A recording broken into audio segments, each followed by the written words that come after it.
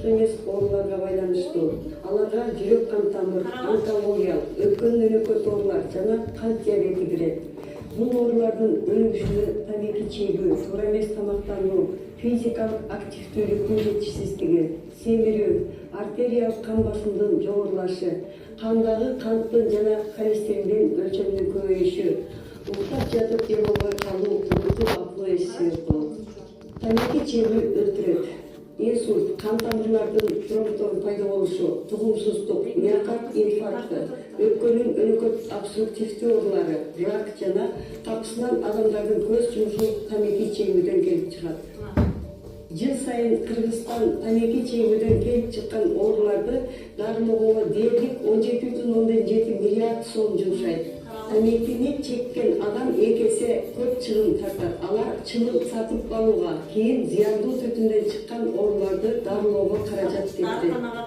Тамеки чегүүдөн баш тартуу өз ден соолугуңузду сактоого болгон мүлктү камкордук. Насыбайды жана уулуу заттарды колдонууну алдын алуу. Пайдалуу адаттар деген эмне? Зыяндуу адаттар деген эмне? Зыяндуулар караган.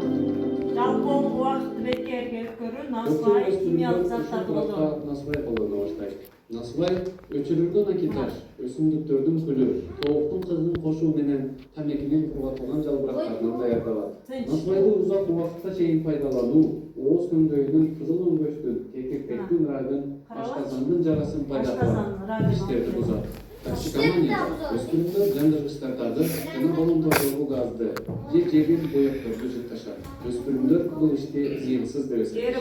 Иш жүзүндө учма химиялык заттарда өспүрүмдүн нерв системасын бузуп, жана аны майып кылуучу көп өлчөмдөгү уулар камтылган. Мындай өспүрүмдөр окуу материалдарын өздөштүрө алышпайт.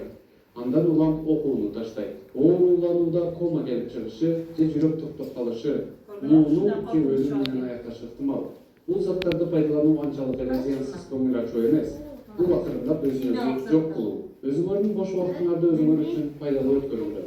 Спорт менен машык кылып, өзүңөрдүн сүйүктүү хоббиңер менен алектенгиле. Ата-энеңерге иштерине жардамдаш кылат. Кенже үни карындаштарыңарга үлгү болгула. Чар болсо ден соолук.